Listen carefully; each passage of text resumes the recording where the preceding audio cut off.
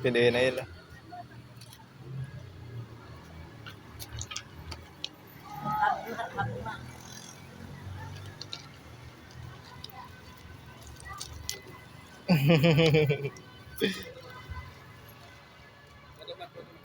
Setel OLED nih. Lagi di video, Pis.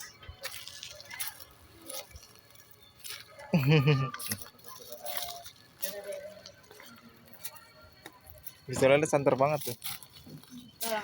Iya. Zaman Belanda kali ya? Ini keretanya Tong air. gak tahu nih apa nih. Gede banget. Ini lagi videoin, bukan ini. Silau, apa foto?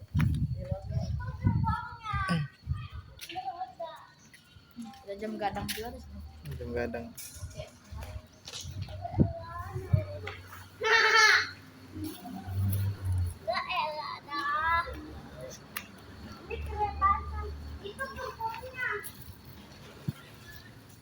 Ayo ke sana, Pis. Kita ada orang, Pis, no, Pis.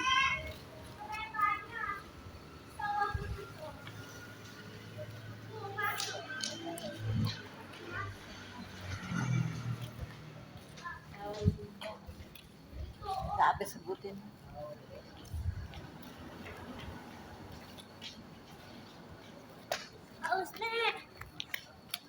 Ini kebunnya. Tuh.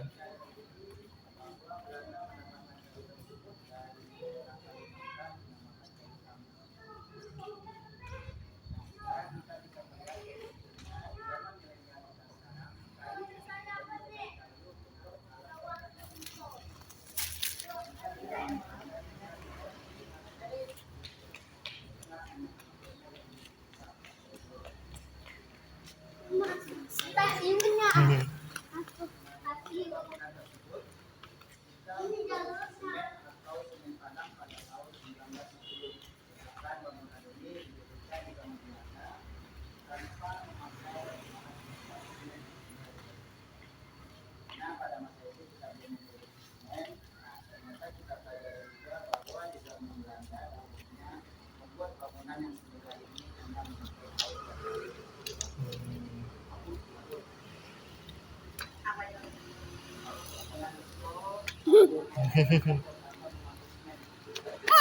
Nih. Ini jalurnya itu keretanya itu.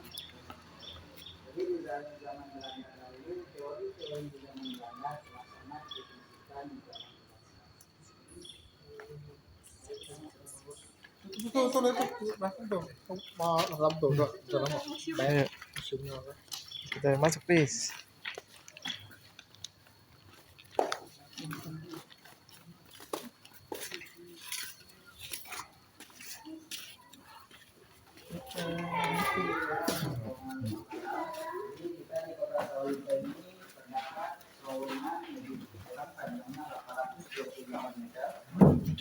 Banget ya. Jadi di terowongan Bangkalan tersebut terdapat 32 titik yang titik tersebut difungsikan di zaman Belanda dahulunya untuk menghindari kalau ada pejalan kaki melintasi jalur transportasi tersebut. Nah, yang ini adalah bukti salah satu foto kita. Ini posisinya ada di Lembah Anai. Ini adalah dua komunitas kita yang kita beri nama Mentam untuk transportasi membawa batu bara dari kota Sawalunto menuju Pelabuhan Teluk Bayur pada masa itu. Nah, dan ini adalah untuk Belanda. Ternyata kita belajar perjalanan 30 km jalur transportasi kereta api di zaman Belanda harus dikawal oleh penghuni Belanda atau tentara Belanda. Dengan alasan bahwa Belanda dahulunya juga takut untuk dijarah atau dirampas. Sedangkan mereka yang mengambil hasil bumi yang ada di bumi. Jadi mumpung kita ada di sini, Bapak Ibu silakan foto rame-rame di sini. Foto apa? Foto-foto ada. Asik.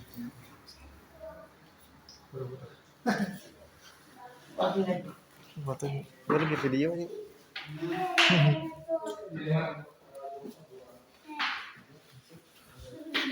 Emang, nih miniaturnya. Iya benar tuh.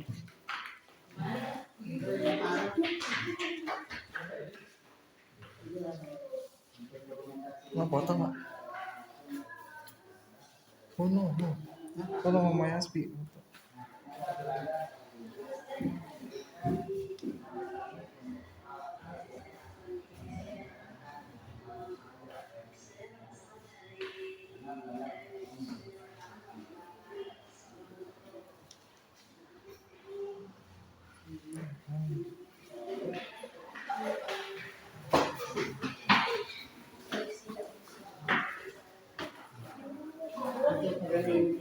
Om karena kita kampung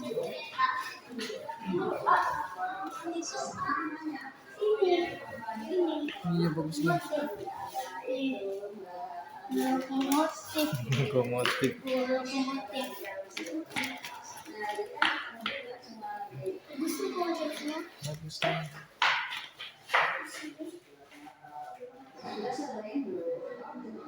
Lokomotif Bromo.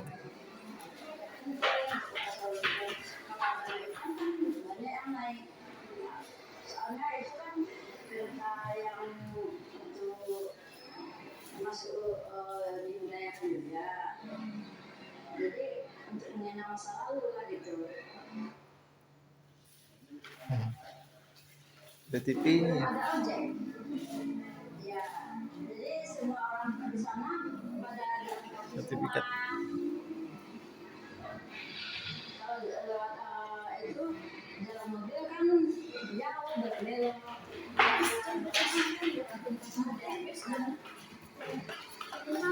Jam gadang ya?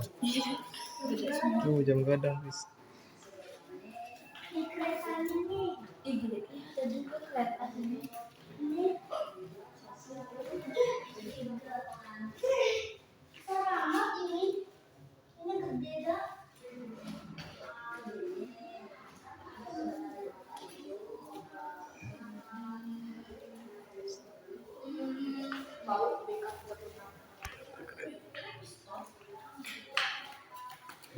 Ini apa? Kereta lokomotif tuh. Uap. Iya, kereta lokomotif uap. Baca ini. Yang pas jatuh itu kan. Kung kung. Suaranya gimana? Suaranya gimana? Kung kung. Tuh, ini kan. Ada lagi. Yang ininya nih gede nih. Tuh. Senjata-senjata zaman Belanda nih. Tembakan, pistol.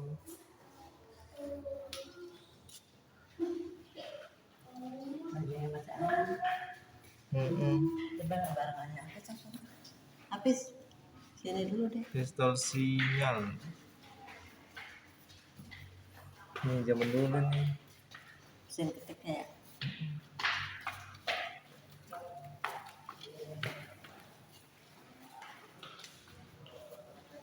Ada barang-barang. Besi-besi.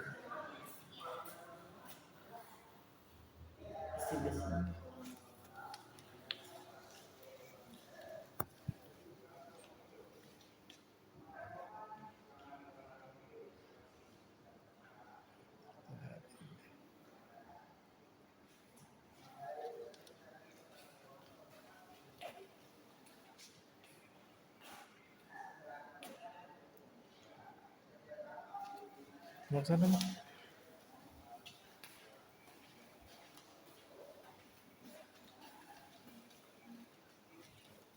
Bangkas.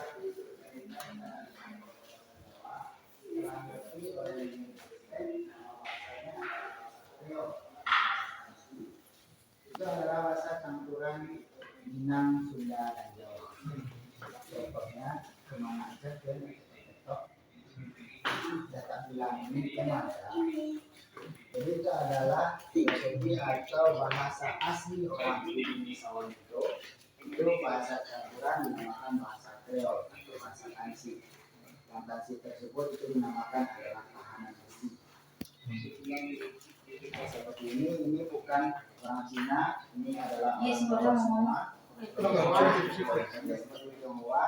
Jadi ternyata kenapa kepalanya diprotesin seperti ini? Ini diberikan tanda oleh orang Belanda bahwa kepala yang foto seperti ini berarti mereka pernah memberontak atau melawan kepada Belanda.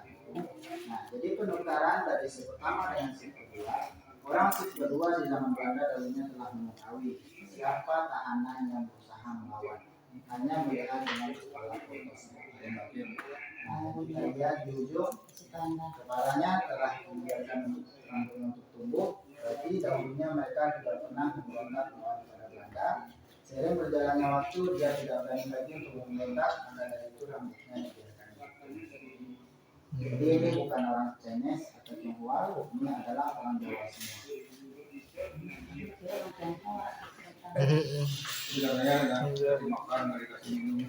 Dikasih 1 kali sehari apabila masih bertahan hidup. Yang dikasih itu memang bukan nasi seperti yang kita makan sekarang. Nah, jadi Belanda datang ke kota Solo itu dulunya tidak memakai senjata api, melainkan senjata yang dibawa oleh orang Belanda dulunya adalah tongkat yang ujungnya runcing. Jadi apabila pekerja tambang tersebut berusaha untuk melawan kepada Belanda, tongkat ini yang bakal akan menancapkan tahanan yang berusaha untuk melawan dengan posisi tahanan tersebut tangan dan kakinya dirantai. Nah, apabila berusaha untuk melawan lagi kepada orang Belanda ditambah dengan kakinya dirantai.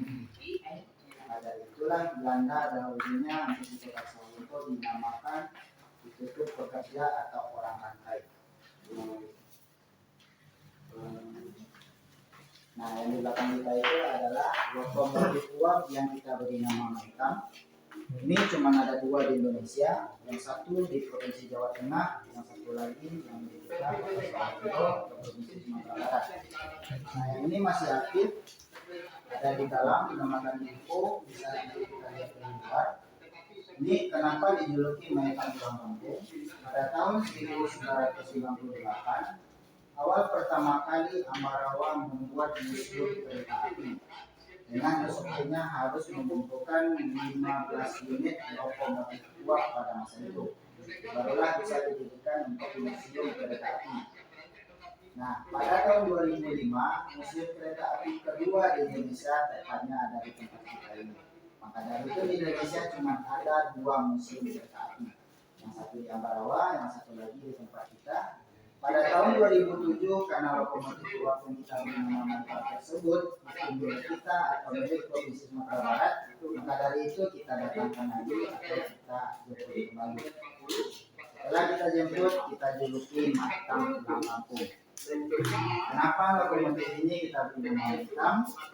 Maitam itu dengan arti kata orang Minang mengatakan adalah paman yang berkulit hitam. Yang kedua, kenapa kita beri nama Maitam? Batubara yang ada di kota Solo itu berwarna hitam. Yang ketiga, kenapa kita beri nama Maitam? Awal pertama kali keluar dari pabrik dari negara Jerman yang dibeli oleh Belanda untuk kita yang berwarna hitam. Nah, pada itulah lokomotif uap yang kita miliki kita beri nama Maitam. Oh iya. Sampai di sini Bapak Ibu ada yang mau ditanyakan? Nenek ada yang ditanyakan? Jerman. Lokomotif itu berasal dari negara Jerman semua pada zaman Belanda. Nah, yang harus kita pelajari Belanda untuk menjajah Indonesia tanpa membuat atau merancang satu benda satupun. Jadi Belanda masuk ke Indonesia tidak ada membuat peralatan satupun. Belanda datang ke Indonesia hanya teori dan uang. Semua perlengkapan yang dibutuhkan oleh Belanda di zaman penjajahan itu dibeli dari negara-negara lain. Seperti salah satunya adalah kereta api itu dibeli dari negara Jerman oleh Belanda. Jadi Belanda satu pun tidak ada membuat peralatan. Mereka di zaman dahulunya memang telah sangat mempunyai ekonomi yang sangat bagus, yang sangat tinggi, maka dari itu apapun yang dibutuhkan di zaman Belanda itu dibeli dari negara-negara lain. Yang ditanyakan Bapak Ibu, saya lanjut. Kalau itu Jepang, Kalau Jepang tidak sempat masuk ke kota Solo dengan alasan mereka mendengar bahwa di kota Solo terdapat kandungan batu bara terbaik, akan tetapi Belanda telah masuk duluan di kota Soweto. Nah, Jepang berusaha juga untuk mengambil alih, untuk mengusir di zaman Belanda pada masa itu. Akan tetapi tentara Jepang waktu itu untuk mengusir Belanda sangat sedikit, maka dipukul mundurlah oleh Belanda. Jepang lari terbirit-birit membuat tempat persembunyian dinamakan terowongan Jepang. Jadi kaitannya antara kota Soweto dengan terowongan Jepang. Terowongan yang apa? Yang mau kelabang itu yang buat di Jepang atau Belanda? Belanda. Ini dia. Itu kan yang itu yang apa kan? Yang perbatasan Solo Sijunjung. Kalau di Sijunjung itu beda lagi. Itu berbeda lagi. Yang ini di daerah Mall Kelabang. Kalau untuk yang salah satu Sijunjung, yang ini.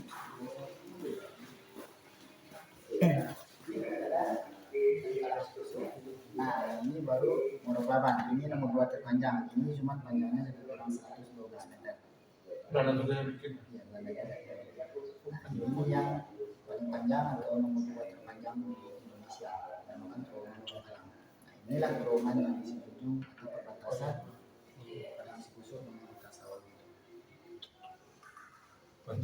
Bakalang itu yang di situ ya. Ya, di sini lebih kurang perjalanan kalau untuk jalan kaki kita 500 meter.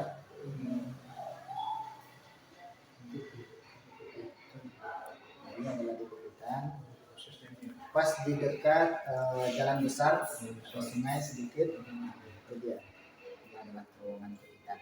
Nah, yang terowongan Lubang Kalanda yang ini.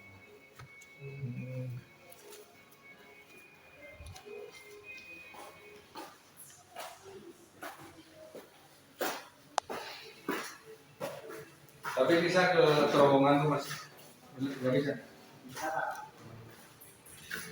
Cuman akses untuk kendaraan kita bisa jalan kaki lebih kurang dari 300 meter.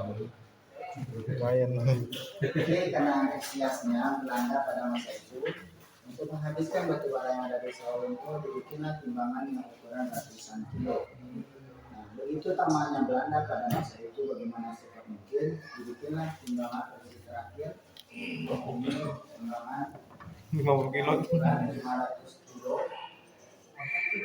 Ternyata timbangan tersebut ditemukan oleh masyarakat yang bekerja sebagai penambang pasir di salah satu kota Sawalunto. Lebih kurang 6 meter di bawah tanah kita temukan. Nah, kenapa Belanda setelah kemerdekaan Republik Indonesia semua peralatan di zaman Belanda dahulu ditimbun di bawah tanah. Jadi apapun barang-barang berharga di zaman Belanda dahulunya itu semuanya ditimbun di bawah tanah. Nah, jadi apabila kita memiliki lahan di rumah kita atau di tempat keluarga, yang di atas tanah tersebut kita bisa melihat seperti salib yang di beton, itu digali-gali di bawah.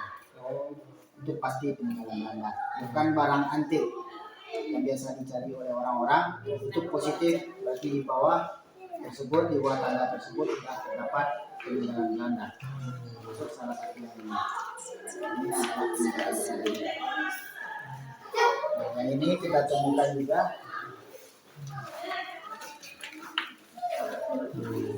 Ini berangkas 8 meter di bawah tanah yang ditemukan oleh masyarakat dan diberikan kepada kami. Kita pelajari ternyata berangkas tersebut orang paling kaya di kota Sawalunto bisa dikatakan Lumayor atau tentara Belanda yang paling kaya di kota Sawalunto. Seperti yang saya jelaskan, Belanda menimbun semua barang-barang berharganya. Dia kembali ke negara mereka karena setelah kita pukul mundur. Akan tetapi mereka sebelum berangkat ke negara Belanda mereka berkata, suatu saat Indonesia akan saya ambil lagi kembali. Nah, barang-barang berharga yang saya ambil akan saya ambil kembali. Ini ditemukan juga oleh masyarakat 8 meter di bawah tanah. Mereka memberikan kepada kami maupun dalam keadaan. Tapi apa sisi itu berarti Nah, kita pikirkan secara logika pasti ada isinya. Karena orang yang menemukan berusaha membuka berharga tersebut dengan secara maksa. Nah, dari itu nggak bisa kita perbaiki lagi. Mungkin mereka mencontoh secara paksa karena menemukan harta karun. Ternyata kuncinya ada di sini. Kita belajar juga bagaimana cara membuka berharga di zaman Belanda. Dua visi tersebut kita contohkan dan kita buka secara berlawanan arah secara serentak. Ini bisa terbuka. Tetapi orang yang menemukan mungkin karena antusias bagaimana dia menemukan ini, maka dipaksa secara paksa. Nah, sampai saat ini tidak bisa kita perbaiki. Lumayan ya. Atau orang terkaya sekarang ya. Yang dititipkan kepada kami di dalam tersebut mereka mengatakan hanya pistol sinyal. Senjata api yang ada di pojok. Kemungkinan orang yang menemukan kenapa dia tetap tidak mau mengambil pistol tersebut, mungkin mereka takut untuk melawan hukum. Nah, ternyata pistol tersebut bukan senjata api, itu adalah pistol sinyal. Itu pistol emergensi apabila ditembakkan ke atas mengeluarkan berwarna merah, tetapi kereta api itu diceritakan untuk berhenti karena ada jalur yang bermasalah atau yang putus. Nah, apabila keluar berwarna hijau, berarti kereta api diperintahkan untuk jalan. Ini bukan senjata api seperti yang kita lihat sekarang. Mereka makin takut bersama yang hukum, maka dari itu yang Gede banget kunci. Bis. Apa namanya linggis ya? Kunci pas. Jadi apabila kita menonton di televisi bila peperangan atau yang disana oleh tentara-tentara Belanda, ternyata dahulunya telepon yang dibawa oleh Belanda itu dinamakan telepon lanang. Telepon yang ada di pojok, ternyata telepon tersebut telah dibunyikan di zaman peperangan atau zaman Belanda untuk alat komunikasi oleh tentara-tentara tersebut. Nah, sebenarnya itu adalah telepon engkol. Cara memfungsikan telepon engkol, kita harus menghubungi operator dulu. Misalkan antara Bapak ingin menghubungi Bapak, kita engkol 3 kali dulu, kita harus terhubung dengan operator, bisa sambungkan saya ke kode 111. Berarti operator harus menghubungkan antara Bapak dengan Bapak itu menunggu lebih kurang 45 menit dari dalam kita. 45 menit tersebut itu pun kalau kita hubungkan. Kalau tidak dihubungkan maka telepon tersebut akan menghubunginya. Kita mengulang lagi menghubungi operator. Itulah kita hidup di zaman sekarang. Telepon tinggal telepon Indonesia. Masih sekolah. Masih sekolah. Belajar sejarah kan? Sejarah yang paling banyak di Provinsi Sumatera Barat terdapat di Kota Sawalunto.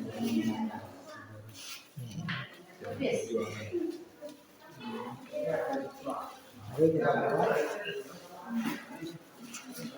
Keluar.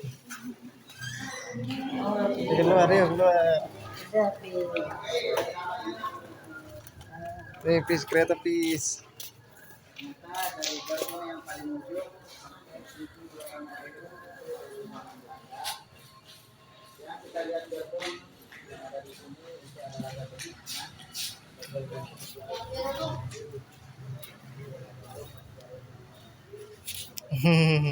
Halo, Mama.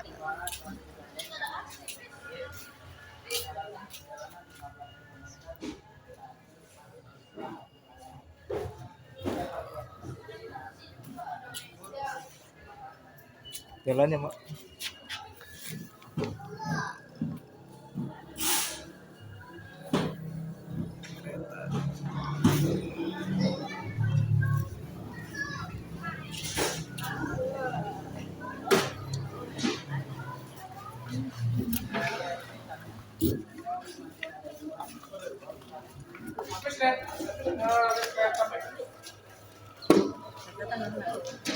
Iya.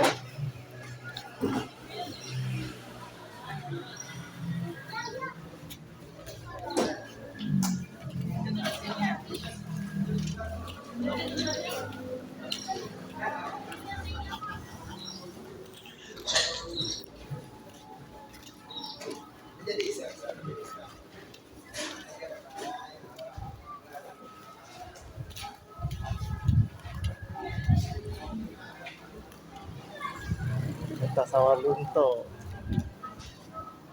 Berarti dia yang nguasain zaman itu Belanda ya? Keren Jepang.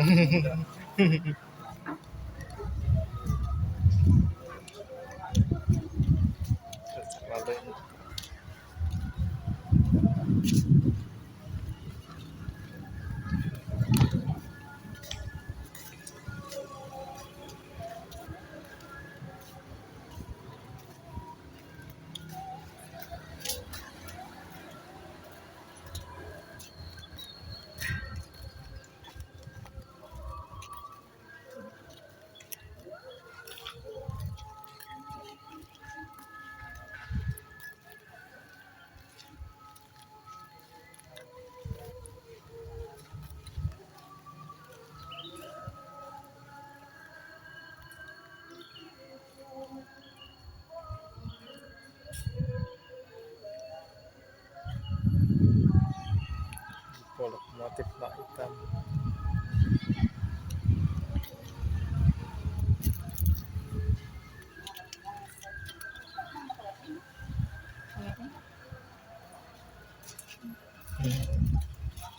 KAI nih.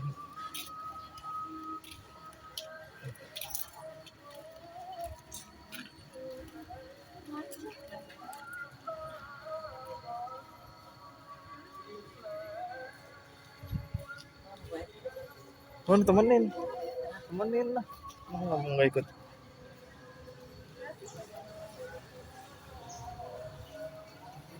Udah 20.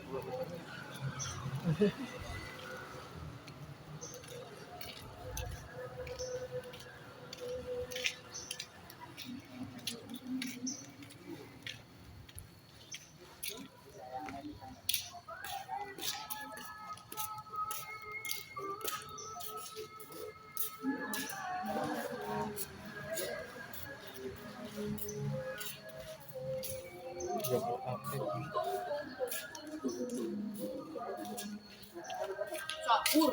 Ano ba?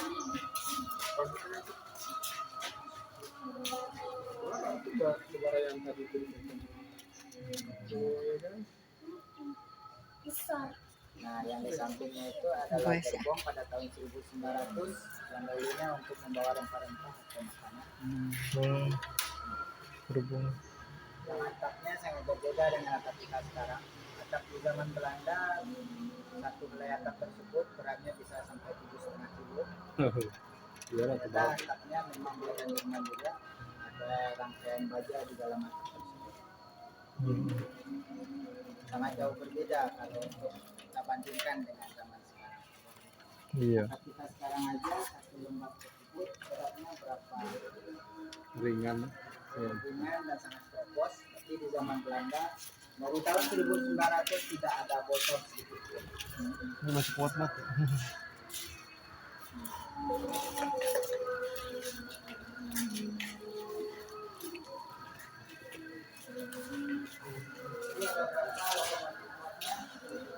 Bukti.